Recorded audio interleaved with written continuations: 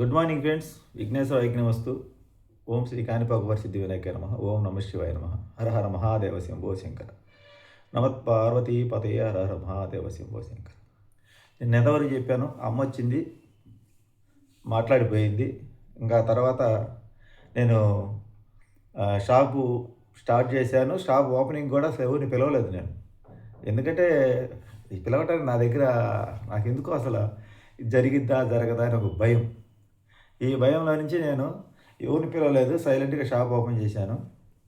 అది నేను షాప్ పెట్టిన సెంటర్ అంతా కూడా అంతా అడవి, గ్రౌండ్ అనమాట, ఏమేమి గ్రౌండ్ అంతా లోపలన్నీ చిల్ల చెట్లు, మెయిన్ రోడ్ అప్పుడే కొత్తగా సెంటర్ తయారైందనమాట. ఆ లైన్లో ఫస్ట్ ఒక అతను బిగినింగ్లో టైలర్ ఒక అతను ఉన్నాడు, తర్వాత నేను రెండో వాడిని. ఇక షాప్ పెట్టిన తర్వాత డీజిల్ ఇంజిన్ వర్క్ కదా నేను చేసేది, పంప్ సెట్ ఇంజిన్లో చేస్తాను.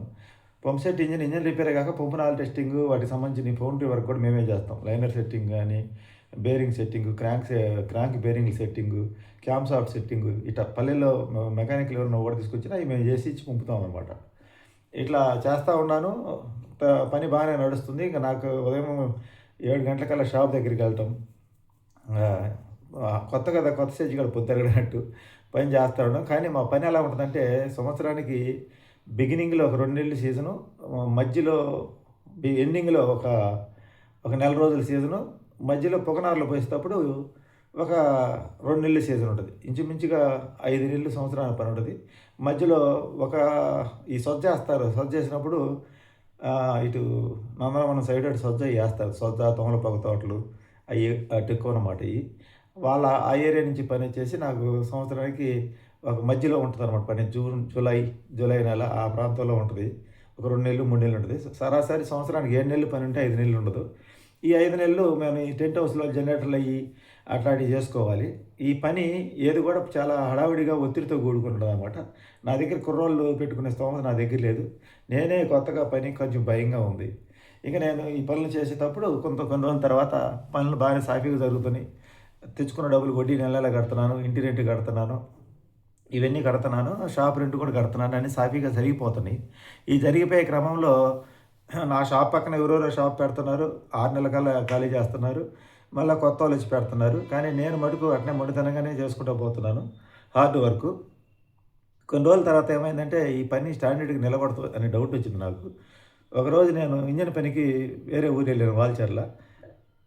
₹300 లేబర్ ఛార్జ్ అడిగితే ఆయన ₹100 చేతిలో పెట్టాడు. ఇదేందన్నా 100 పెట్టావు చేతిలో, బండి పెట్రోల్కి 100 అయిందంటే, లేదు తమ్ముడు, నువ్వు కొత్తగా పెట్టుకున్నావు, వస్తుంటా, మా ఖాతాలు కావాలి నీకు అని చెప్పి ఇంకా అడిగితే ఇంకొక 50 ఇచ్చాడు, ₹150 ఇచ్చాడు. అప్పుడు నా మనసు కనిపించింది, ఇంకా పల్లెల్లోకి బయటికి పోతే మనం వాళ్ళు చెప్పినట్టు వినాలి, మనం షాప్ కాడ చేసుకోవాలి పని అన్న గట్టి నిర్ణయానికి వచ్చేసి ఇంకా ఆ రోజు నుంచి బయటికి పోవడం ఆపేసాను. అంటే ₹100 బండి పెట్రోల్ కొట్టిస్తే నాకు వచ్చింది ఇంకా 50.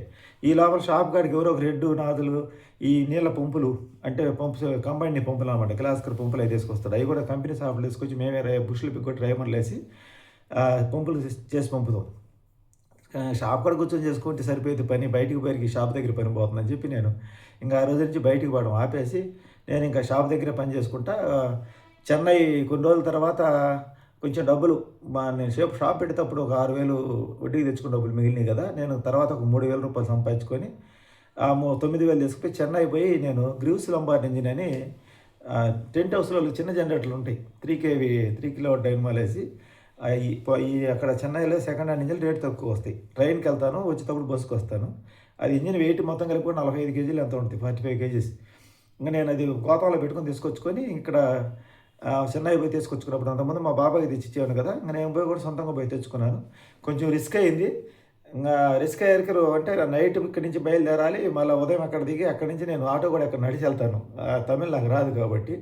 అక్కడ మనకు ఇంజన్లు అమ్మే అతను తెలుగు, తమిళ్, హిందీ అన్నీ మాట్లాడతాడు. తెలుగు అతను బాగా వచ్చు, లైట్గా వచ్చు. ఆడ కొనుక్కొచ్చుకునేవాడు అనమాట. తీసుకొచ్చుకొని కొన్ని రోజుల తర్వాత ఇంజన్ రిపేర్ చేసుకొని ఖాళీ సమయాలు రిపేర్ చేసి ఇంజన్ రెడీ చేసి పెట్టుకున్నాను. ఇప్పుడు దానికి డైనమో కావాలి. కొన్ని రోజుల తర్వాత నేను ఎట్లా పని చేసుకుంటే కొంచెం పని స్లో అయింది. స్లో అయిన టైంలో నేను ఒకరోజు టిఫిన్కి వెళ్తే మా తాతయ్యకి నాకు కూడా కొంతముందు మా మేనత్త గొడవ పెట్టిందని చెప్పాక, మా తాతయ్య అంటే మా నాన్న, ఆయనే నాకు తెలుగు వాస్తవంగా చెప్పాలంటే. ఆయన మా సొంత ఇంట్లోనే పొలంలో ఇంట్లోనే ఉంటున్నాడు. మా పెద్ద బాబాయ్ పిన్ని ఆయన దగ్గర ఉంటున్నారన్నమాట. మా పెద్ద బాబాయ్కి 4 సంతానం. మా పిన్న చాలా మంచిది. ఆయనకి ఇంకా మా నాన్నమ్మ చనిపోయిన తర్వాత ఎవరన్నా వండి పెడతారు, మా పెద్ద పిన్న వండి పెట్టేది. ఏ మాటగా మాట చెప్పుకోవాలి. మా పెద్ద బాబాయ్ బాధ్యత ఆయన ఎక్కువ తీసుకునే కానీ ఆయన లాస్ట్‌కి మా పెద్ద బాబాయ్ భార్య, వాళ్ళ పిల్లలే ఆయనకి లాస్ట్‌లో సపోర్ట్‌గా ఉన్నారు. అందుకే ఆయన అందరి పట్ల బాధ్యతగా ఉన్నారు. ఎవరిని స్వార్థంగా చూడలేదు. ఇంకా వాళ్ళున్నారు కాబట్టి వాళ్ళతో కొంచెం ఎక్కువ వాళ్ళ ఖర్చులు డబ్బులిస్తా ఆయన ఇంకా మా పెద్ద బాబాయ్ కొంచెం బాధ్యత తక్కువ మనిషి. మంచి పనోడు. కానీ వ్యసనపరుడు. అప్పులు ఎక్కువ చేస్తుంటాడు. కానీ తండ్రికి ఎవరైతే వెనకబడి ఉన్నాడో ఆ కొడుకు మీద ఇష్టం కాబట్టి, ఇష్టం కాదంటే ఆయనకి నలుగురు సంతానం కాబట్టి, ముగ్గురు ఆడపిల్లలు, ఒక కొడుకు ఆయనకి. మా పిన్నాన్న చాలా మంచిది. చాలా కష్టాలు పడింది. చాలా మెతక అసలు ఏం మాట్లాడదు. మౌనంగా భరిస్తుంది అన్నీ గూడా. ఇంక మా తాతయ్యని లాస్ట్‌లో ఆమె చూసింది. ఇంకొక రోజు మా తాతయ్య కనపడ్డాడు. హోటల్‌లో టిఫిన్ చేస్తుంటే కనపడ్డాడు. నేను అప్పటికి ఈ షెడ్డు హడావిడి మీద నేను పొలంలో కూడా పోవడం మానుకున్నా. ఒక 2 నెలలు, 3 నెలలు. ఆ పొలం కూడా వేరే మా వాళ్ళకి ఎవరికి ఇచ్చాను. ఒడ్లు శీర్షం కింద ఇయ్యమని. ఆ సంవత్సరం ఈ పని డెవలప్ చేసుకుంటా.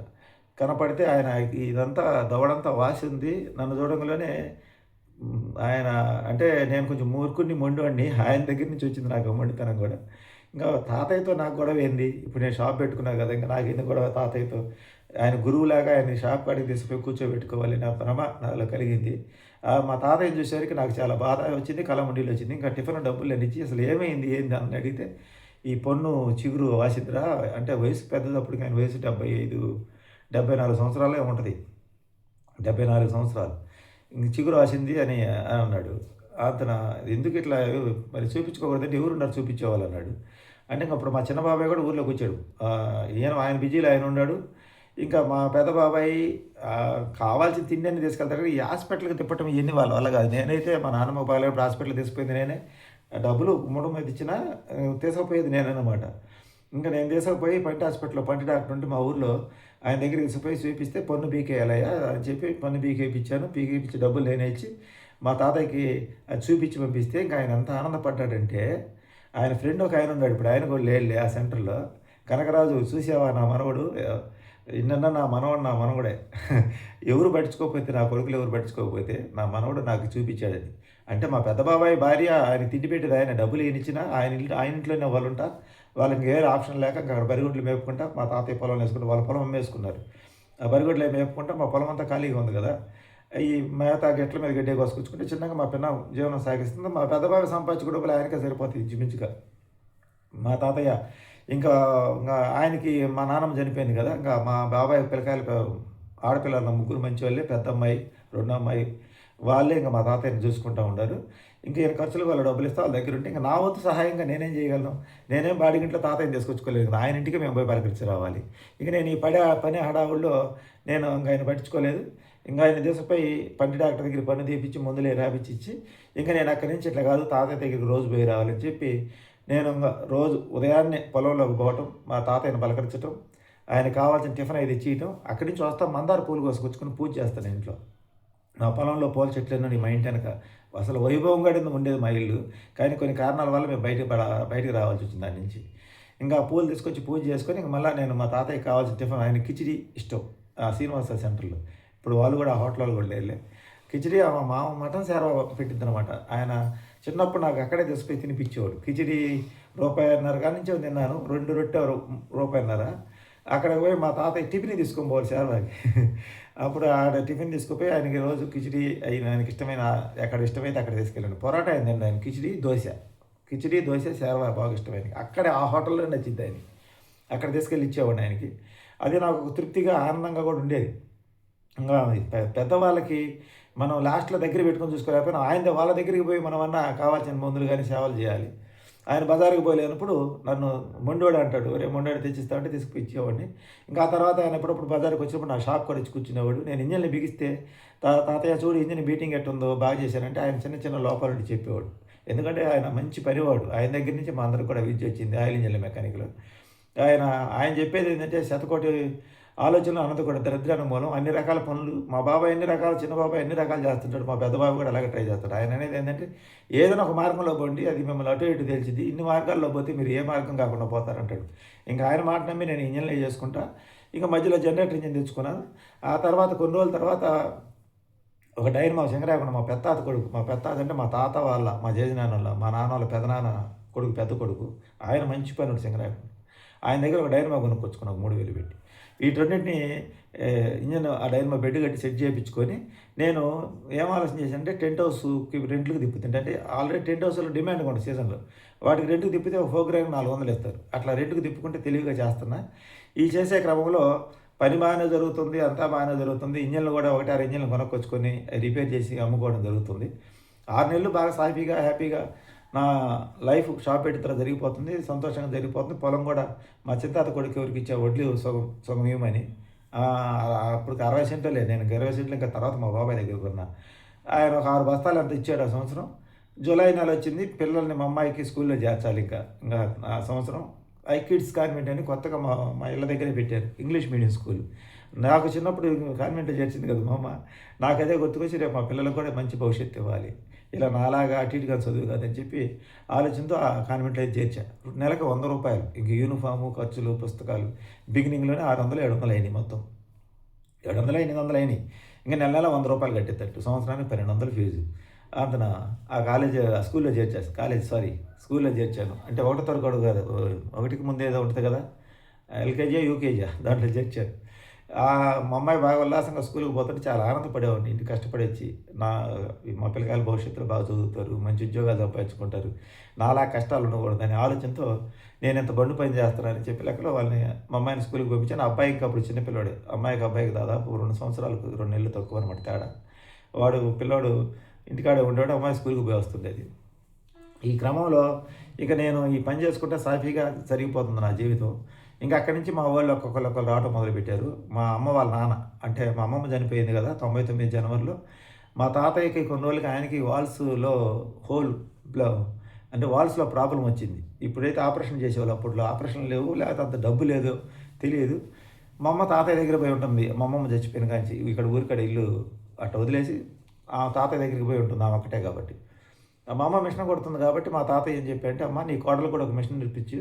మిషన్ తీసిచ్చి నువ్వు పోయినప్పుడల్లా చెప్పి నేర్పించు. ఎందుకంటే భవిష్యత్తులో ఆధారుగా ఉంటుంది. వాడు అక్కడే ఎక్కడ పోరాడతాడు ఇప్పుడు రోజుల్లో" అన్నట్టుగా ఆయన ముందు చూపుతో చేస్తే మా అమ్మ ఒక కుట్టు మిషన్ కొత్తది తీసిచ్చి మా తాతయ్య చేతిచ్చి పంపింది. ఆయన ఆ మిషన్ వంకతో నన్ను చూడాలని వచ్చాడు. అంటే ఇక్కడ మా మా మా మా నాన్న వాళ్ళ అమ్మ ఆయన చెల్లెలే. అంటే మా అమ్మకు మేనత్త. మా నాన్నకేమో మేనమామ కూతురు మా అమ్మ. బావబావమరుదులు కూడా వాళ్ళకి కూడా అప్పుడు పెద్దగా సఖ్యత లేదు. మాది ఊరికి సక్రంగా ఉండదులే. ఇంకా ఫైనల్ స్టేజ్ ఇక్కడ మా నాన్నమ్మ చచ్చిపోయింది. అంటే ఆయన చెల్లెలు. మా అమ్మ వాళ్ళ మేనత్త కదమ్మ. మా నాన్న వాళ్ళ అమ్మ. ఆమె చచ్చిపోయింది. ఆయన అటు చూస్తే మా అమ్మమ్మ చచ్చిపోయింది. అంటే మా అమ్మ వాళ్ళ అమ్మ. ఇంకా బావబావమరుదులు కలుసుకున్నట్టుంటది. ఆయనకెందుకో లాస్ట్‌లో ఇక్కడ చూడాలని అనిపించింది మా తాతయ్యకి. మా జేజన ఆయన ఎక్కడికి పోడు. ఊరు దాటి సింగరాయకుండా మాత్రమే పోతాడు. అది వాళ్ళ అన్నింటికి పోడు. వాళ్ళ అన్న కొడుకు పెద్ద కొడుకుతో మా జేజనానికి మంచి ఫ్రెండ్‌షిప్ అనమాట. అంటే ఆయనకి వాళ్ళ అన్న పెద్ద కొడుకుకి మా జేజనానికి పెద్ద వయసులో తేడా ఉండదు. 14, 15 సంవత్సరాలు, 13 సంవత్సరాలు ఉండదు తేడా. ఆహ్, పె చిన్న సుబ్బన్న అని పిలుస్తాడు. చిన్నాయన అని పిలవడు మా జేజనాన్ని మా పెత్తాత కొడుకు. ఆయన అక్కడ మంచి పనోడు, మంచి పేరు గల పనోడు ఆయన కూడా అక్కడ ఆ ఊర్లో. ఆ చుట్టుపక్కలంతా. ఇక్కడ మా జేజనానికి ఈ తాలూకాలో అలాగే పేరుందనమాట. ఇంకా మా తాతయ్య కుట్టు మిషన్ తీసుకొనొచ్చాడు. కుట్టు మిషన్ తీసుకొస్తే ఎందుకు తీసుకొచ్చావంటే, లేదయ్యా మా అమ్మకు ఒకటే మాట చెప్పాడంట. అమ్మ ఎప్పుడు కూడా నువ్వు ఎక్కువ అక్క పిల్లకాయలని నమ్ముతున్నావు. ఆయన లాస్ట్‌లో ఎందుకు చెప్పాడు ఆయన ఆ మాట. నీ కొడుకుని నువ్వు నమ్ముకో అమ్మా. ఎప్పుడైనా వాడే నిన్ను చూసేది. కడుపున పుట్టిన బిడ్డే అవుతాడు గానీ ఎన్నన్నా పేగాడుగా ఉంటది. నా కూతురు పెద్ద కూతురైనా ఏదైనా మొన్నటిదాకా మీరు ఒద్దిగ్గా ఉండమని నేను చెప్పాను. మీ అక్క పిల్లకాయలు వాళ్ళందరూ లైన్‌లో పడ్డారు. వాడొక్కడే పాపం ఎడంగా ఉన్నాడు. వాడు తండ్రి లేని పిల్లోడు. చిన్నప్పటి నుంచి కూడా వాడు ఎవరి జోలికి పోడు. వాడు కొంచెం తెలివికల్లోడు కనపడతాడు కానీ కొంచెం అందరిని నమ్ముతాడు గుడ్డిగా నీలాగానే. వాడిని నీకు డబ్బులు మంచి చెడ్డకి నుంచి ఏదైనా ఉంటే వాడికయ్యి నా మాట ఇను నీ కొడుక్కి ఇచ్చుకొని చెప్పాడంట మా అమ్మకి మా తాతయ్య. అని చెప్పి ఆ కుట్టు మిషను కొత్త మిషన్ ఒకటి మహిళా మండలిలో దేంట్లో కొత్త మిషన్ ఒకటి వచ్చింది. ఆ మిషన్ మళ్ళీ అక్కడ మా పెద్దమ్మ కూతురికి ఎవరికన్నా పిల్లకాయలకి ఇస్తుందని చెప్పి మా తాతయ్య ఏం చేశాడు ఆ మిషన్ పట్టుకొని వచ్చాడు ఆయన. అంటే ఇద్దరు కూతుర్లు ఆయనకు అభిమానమే. కానీ ఆయనకు కొంచెం నేనంటే కొంచెం అభిమానం. బాధ్యత వాళ్ళదున్నా వాళ్ళ దారిలో పడ్డారు. ఇంక నాకేమి చిన్నప్పటి నుంచి కూడా పెద్దగా వాడు ఒక తెలిసిన తర్వాత వాళ్ళ తాత నాయన ఇంటికి వెళ్ళిపోయాడు. ఇంక తర్వాత మాతో టచ్‌లో లేడు. అని కొంచెం నేనంటే ఆయనకు అభిమానమే. నా మాటలంటే నేను మాట్లాడుతుంటే ఇట్లా గలగల మాట్లాడుతుంటే ఇన్ని నవ్వుకుంటుంటాడు చూసి ఆయన. మా తాతయ్యలిద్దరూ నన్ను బాగానే చూశారు. మా నాన్నమ్మ బాగానే చూసారు. మా అమ్మమ్మ కాకపోతే అన్నీ బాగానే చూసింది. కాకపోతే ఆమెకు నేనంటే చెప్పాను కదా కొంచెం పడదు. నా మాట తీరు ఆమె నచ్చదు. ఇంక తర్వాత కుట్టు మిషన్ తీసుకొని వచ్చాడు మా తాతయ్య. ఇంకా బావ బామ్మర్దులు ఇద్దరిని కలిపాను. మా నాన్న వాళ్ళ నాన్నని, మా అమ్మ వాళ్ళ అమ్మని వాళ్ళిద్దరు కలుసుకొని బాగా మాట్లాడుకున్నారు. ఇంక ఫైనల్ స్టేజ్‌కి వచ్చేసింది ఇద్దరికి కూడా జీవితం. ఇంక ఎండింగ్‌కొచ్చారు. ఇద్దరు భార్యలు చనిపోయారు. ఎండింగ్‌కొచ్చారు. ఇంకా అప్పటికి మా పొలం అంతా ఉంది గదా! మా పెద్ద బాబాయిది అమ్మాడు అప్పటికి. మాదంతా ఉంది. ఇంకా అక్కడికి అక్కడికొచ్చేసి ఇంకా పచ్చని పైర్లు, పొలాలు ఫైనల్ స్టేజ్‌లో అంతా చూసి బావ ఇద్దరు బాగా మాట్లాడుకొని ఆయన కుట్టు మిషన్ ఇచ్చి ఒకరోజు మా దగ్గర ఉన్నాడు. ఉంటే అప్పటికి ఆయనకి ఆయాసం బాగాలేదు. నాకు భయమేసిందనమాట. దగ్గుతున్నాడు, గల్లొచ్చేస్తుంది ఏదన్నా అయిద్దేమో. నేనేమో అసలే ఈ కొత్తగా షాప్ పెట్టుకొనున్నాను. మళ్ళా మా మేనమామ అసలు పట్టించుకోడు. ఆయన మాకు సంబంధం లేదు. అమ్మా నాన్నతో నాకు సంబంధం లేదు. కూతుర్లని చూసావు కాబట్టి వాళ్ళే చూసుకుంటారులే అంటాడు మా మేనమామ. ఆయన భయపడతా ఉండేవాడిని. ఆ రాత్రంతా భలే టెన్షన్, భయం నాకు. ఇంకా తర్వాత తాతయ్య రెండో రోజు ఊరికెళ్ళిపోయాడు. ఊరికెళ్ళిపోయిన తర్వాత ఇంకప్పుడు ఏదైనా చేస్తే ఎస్టీడీ బూతుకు చేయాలి వేరే వాళ్ళకి. వాళ్ళు పొద్దుగూకులు పిలవరు కదా! ఎప్పుడు ఇంపార్టెంటే చేస్తారు. తాతయ్య ఊరికెళ్ళిపోయాడు. ఇంక తర్వాత అనుకోకుండా నా పని సాఫీగా, హ్యాపీగా జరుగుతున్న టైంలో నాకు నైటు ఒక్కోసారి పొగాకు సీజన్‌లో ఇంజిన్‌లు వస్తాయి. రాత్రి 9, 10, 11 గంటల దాకా కూడా ఇంజిన్‌లు చేయాల్సొస్తది. ఎందుకంటే వాళ్ళు పొగాకుకి నీళ్ళేసుకోవాలి. అది వాళ్ళ భలే ఇబ్బందికరమైన పరిస్థితి అనమాట. ఈ పొగాకు పెట్టినప్పుడు. ఆ టైంలో వర్షం పడితే ఇంక మాకు పనుండదు. మేము కూడా ఆ 10, 15 రోజులు సీజన్ గట్టిగా చేసుకుంటేనే రూ. 10 డబ్బులొచ్చేది. 10, 11, 12 గంటల దాకా పని చేస్తుంటే ఇంటికల్లోళ్ళు వాళ్ళ ఇల్లు ఎనకే చూసి వాళ్ళు కరెంట్‌తో నాకు రూమ్ ఇచ్చారు. అంటే 500 బాడిగ వాళ్ళు ఇంట్లో నుంచి కరెంట్ ఇచ్చేటట్టు దానికి మీటర్ లేదు. ఇంకా నేనేం చేశానంటే ఆ పని చేసేది చూసి వాళ్ళు రెండో రోజు అయ్యా కరెంటు బిల్ ఎక్కువ వస్తుంది. మేము కరెంట్ ఇవ్వమని చెప్పి ఇట్లా కట్ చేశారు కరెంటు. ఇదేంది మేడం ఇలా చేస్తే ఎట్టా మధ్యలో మీరేనంటే ఇప్పుడు నిన్న షాప్ ఖాళీ చేయమని చెప్పినట్టే ఏమన్నయ్యా నీ ఇష్టం. మేము కూడా కరెంట్ ఇవ్వలేం, కరెంట్ బిల్ ఎక్కువ వస్తుంది. సరే మీటర్ మీరు వేయించమంటే మేము వేయించలేము, నువ్వు వేయించుకో అన్నాడు. నేనే వేయించేది 2000 అడ్వాన్స్ ఇస్తే షాప్‌కి ఈ రేంజ్‌లో తెచ్చి పెట్టుకొని ఇక నా దగ్గర మిగిలిన ఉంటే ఒక జనరేటర్ ఇంజిన్ తీసుకొచ్చి పెట్టుకున్నా. ఏదో ఒకటి ఇంజిన్‌లు అమ్ముకుంటే లాస్ట్‌కి ఫైనల్‌గా ఇంజిన్ ఒక దాన్ని ఏర్పాటు చేసుకున్నా. అది అమ్ముకుంటే ఎప్పుడైనా రూ. 10 డబ్బులు వస్తాయి. లేకపోతే బాడీకి తిప్పుకుంటే షాప్ రెంట్‌కన్నా అవుతాయి. ఇంకా కరెంట్‌కి తీసేశారు. మంచి సీజన్‌లో కరెంట్ తీసేసరికి ఇంకా నైట్ టైం పనులు చేసుకోలేక టార్చ్ లైట్ పెట్టుకొని వాటితో ఇబ్బంది పడుతుంటే అవతల మెయిన్ రోడ్‌లో షాపు అంటే మిద్దెల మీదగా మా షాప్ కాడ్నుంచి ఆ పైకి దగ్గరగా ఉంటదనమాట. బేకరీ అతను నా పరిస్థితి చూసి నేను ఇస్తాను కరెంట్ తీసుకో సుబ్రహ్మణ్యం వైర్ కొనుక్కొచ్చుకోమంటే సర్వీస్ వైర్ కట్ట 300 పెట్టి కొనుక్కొచ్చుకొని మిద్దెల మీద అంటే దాదాపు 6 రూములు. 6 రూముల మీద నుంచి లాక్కుంటా వచ్చాననమాట ఇటు మూలాటంగా. లాక్కొని కరెంట్ ఏసుకున్నాను. ఇంక తర్వాత మళ్ళా పని మామూలుగా జరుగుతుంది. అతను నాకు దేవుడిలాగా అవకాశం ఇచ్చాడు. నెలకు రూ. 50 కరెంట్ బిల్ ఇస్తానని చెప్పాను. అతను మంచి స్నేహంగా కూర్చొని మాట్లాడుతున్నాడు పని లేనప్పుడు ఆ సెంటర్‌లో. మనకి భగవంతుడు ఒకవైపు ఒకరి వ్యతిరేకంగా ఉంటూ ఇంకొకరు చేయందిస్తే అలా ఉందనమాట. బాగా నాకు టెన్షన్ పడి, ఒత్తిడి పడినప్పుడు ఏదో ఒక రకంగా దారి దొరికింది. ఇంకా నేను పని చేసుకుంటా ఉన్నాను. అట్టా 1999 సంవత్సరం అంతా పనంతా బాగా జరిగింది. ఇంక లెక్క చూసుకుంటే సంవత్సరం ఫైనల్‌కొచ్చేసరికి ఇంకా నాకు పనొచ్చేసి దాదాపు 45,000 పని చేశాను. అమ్మ నెల నెల ఇచ్చే డబ్బులు రూ. 1000 పంపిస్తా వచ్చింది ఇంక నెల నెల నాకు. అమ్మాయి వచ్చి ఇచ్చిపోయేదిలే నెలకోసారి వచ్చి పిల్లల్ని చూసుకొని ఆమె డబ్బులు ఇచ్చిపోద్దనమాట. ఆ రూ. 1000 డబ్బులు మా తాతయ్య చెప్పిన మాట ప్రకారంగా నా పిల్లల చదువులకి మా అమ్మ ఇంక అక్కడి నుంచి స్టార్ట్ అయిపోయింది. ఇంకా ఆ డబ్బులు అమ్మ ఇచ్చే రూ. 1000 తీసుకుపోయి వడ్డీ కట్టేవాడిని. రూ. 810 వడ్డీ కట్టేవాడిని. ఇంకా ఇక మిగతా పిల్లల చదువులు, ఇకపోతే ఇంటి రెంట్లు ఇయన్నీ నేనే కట్టుకుంటూ వచ్చేవాడిని. ఫస్ట్ సంవత్సరం ఖర్చు వడ్డీలతో సహా నాకు అక్కడి నుంచి సంవత్సరానికి ఖర్చు ఎంత వస్తుందంటే 55,000 వస్తుంది ఆ రోజుల్లో ఖర్చు. తిండికి పొలంలో పండిన నొడ్లు మాకుండేవి. ఇంకా నేను ఇట్లా జరుగుతూ ఉంది. ఇట్లా సాఫీగా జీవితం జరుగుతూ ఉంది అనేటప్పుడు ఫైనల్‌గా ఒకరోజు నేను ఇంకా ఈ పిల్లల చదువులు ఈ స్టార్ట్ అయినాయి. ఒక నెలలో కొంచెం పని తక్కువగా ఉంది. ఆ నెలలో వడ్డీ కొద్దిగా లేట్ చేశా. ఒక 3 రోజులు. ఆ వడ్డీ వ్యాపారస్తుడు ఇంటి మీదకి వచ్చాడు. ఇంటి మీదకొచ్చేసి నాకు ఇప్పుడు ఇస్తావా సస్తావా వడ్డీ 2 రోజులు అయింది నాకు ఎట్టయితే కుదరదని గట్టిగా మాట్లాడాడు. అయ్యా గొడవ పడగాకు. నలుగురు చూస్తే బాగుంది. ఇంటికల్లా చూస్తే నన్ను ఇల్లు ఖాళీ చేయమంటారు. ఇప్పుడు ఏడకపోయేది. నీ వడ్డీ డబ్బులు నేను ఇస్తాను. ఎక్కడ పోయేది నాకు పొలం అంతా ఉంది కదా! ఎందుకు కంగారు పడతావు గొడవ పడగాకు. వడ్డీ డబ్బులే కదా! నేను అసలు కూడా ఇస్తా కావాలి గొడవ పడగాకంటే ఇనలా. అతను బాగా గొడవ చేశాడు. ఆ గొడవ చేసిన తర్వాత అప్పటికి మా బాబాయి నేనుండే పక్క పోర్షన్‌లో చేరి ఉన్నాడు అవతల ఇంట్లో నుంచి వచ్చి. మా బాబాయికి నేను బయటకు వచ్చిన కాంచి ఆయనకి సరైన నమ్మకస్తుడు లేడు. ఇంకా ఆయన ఇదే దొరికింది సొంతం చెప్పి ఆయన ఏం చేశాడంటే ఏందిరా సమస్య అంటే ఇట్లా అతనికి ఈ నెల వడ్డీ రూ. 810 కట్టాలి. అతను వచ్చి 2 రోజులు లేటర్‌కి గొడవ చేస్తున్నాడు. నాకు వేరే ఇంజిన్ ఒకటి అమ్మాను. దాని డబ్బులు రేపు వస్తాయి నాకు. అప్పుడు దాకా ఆగమంటే ఆగటం లేదు అని అంటే, సరే రేపు నాకు డబ్బులు ఇయ్యలే అని చెప్పి ఆ డబ్బులు మా బాబాయ్ ఇచ్చాడు. ఆ పక్క పోర్షన్‌లో చేరాడు. ఆ గొడవ సన్నివేశంలో ఆయన పలికాడు మా బాబాయ్. సరే నాకు కూడా ఒక ధైర్యం వచ్చింది. అబ్బా! ఎన్నన్నా మా బాబాయ్ కదా! చూడు కష్టకాలం నన్ను ఆదుకున్నాడు. ఒక మనిషి అనేవాళ్ళు మనకు లేకపోతే ఇదే పరిస్థితి అని. కానీ ఆయన ఇచ్చిన కారణం ఏంటంటే మళ్ళా నేను షాప్ తీసేసి ఆయన దగ్గరికి వెళ్ళాలని. కానీ నేను అలా వెళ్ళను కదా! ఇంక ఆ టైంలో ఆయనకు వడ్డీ డబ్బులు ఇచ్చేసి ఇంక నా మనసులో పడింది. ఇతను అప్పు తీర్చేయాలి. ఇట్లాటోడి దగ్గర ఉండకూడదు. మనం రెండింటి కాడ వచ్చి మనకి అల్లరి చేశాడు. ఇది నలుగురు చూస్తే బాగుండదు. నాకేం బిడియం ఎక్కువ అని నా మైండ్‌లో పడింది. ఇంక నిద్ర పట్ల. ఇతను అప్పు ఎట్టైనా తీర్చాలని. ఇంకా తీర్చాలంటే రూ. 27,000 బాకీ. ఎలా తీర్చాలి? ఎవరిస్తారు? ఇంక అమ్మ పంపించే డబ్బులు నెలకి రూ. 5 నేను పని చేసుకుని ఇంటి బాడుగలు ఇవి కట్టుకొని సరిపోతున్నాయి. ఇంక పైన నాకు అప్పు తీర్చాలంటే ఆప్షన్ ఏముంది? నా చేతిలో ఒక బండి ఉంది. నేను బిగించుకున్న జనరేటర్ ఒకటి ఉంది బాడుగకి తిప్పుకునేది. ఇంక నెక్స్ట్ ఏం జరిగింది? ఏంది అనేది వీడియో కంటిన్యూ చూడండి. 1999 అయితే ఇలా జరిగింది. ఇంకా 2000 సంవత్సరంలోకి ఎంటర్ అయ్యే ముందు ఈ సన్నివేశం జరిగింది. 2000 సంవత్సరంలో ఎలా జరిగింది? ఏందనేది పూర్తి వీడియో చూడండి. 99 ఓపెనింగ్ అయితే బాగానే ఉంది. బాగానే కష్టపడ్డాను. బాగానే ఇంజన్లు అయి చేశాను. అంతా బాగానే నడిచింది. జీవితం అంతా ఇలాగే నడిచిద్ది అనుకున్నాను. నాకు అనుకోని మలుపు 2000 సంవత్సరంలో జరిగింది. అది ఏం మలుపు ఏందనేది నెక్స్ట్ ఎపిసోడ్ 5లో చూడండి. అంతవరకు ఈ వీడియో చూడండి. మధ్యతరగతి అంటే ఇలాంటి కష్టాలు, ఇలాంటి బాధలే ఉంటాయి. కానీ కొంతవరకు కూడా ఊపిరి పీల్చుకునేదానికి మనకు అవకాశం ఉండదు. సమస్య తర్వాత సమస్య వస్తది.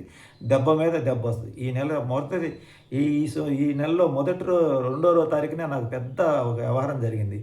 దాని నుంచి నేను కోలుకునే లోపలే ఈ రెండోది సడన్‌గా షాప్ ఖాళీ చేయమంటాం. ఇది నాకు ప్రతిసారి ఒక గొడవ జరిగిందంటే అదే టైంలో దెబ్బల మీద దెబ్బలు తగులుతుంటాయి. అలాంటి పరిస్థితి నా జీవితం అంతా కూడా. ప్రతి ఒక్క నెల ట్విస్టులు ఉంటానే ఉంటది. ఇలాగే జీవితం ఇంత దూరం లాగాను. ఇంకెంత దూరం లాగుతానో తెలీదు. ఇప్పుడు ఇయాల షాప్ నిన్నటి నుంచి మొదలుపెట్టాను షాప్ ఖాళీ చేయటం. ఇంకా ఇయాల రేపట్లో కంప్లీట్ అయిపోద్ది. వీడియో నచ్చితే లైక్ చేయండి, సబ్స్క్రైబ్ చేయండి, సపోర్ట్ చేయండి. Thank you. బాయ్.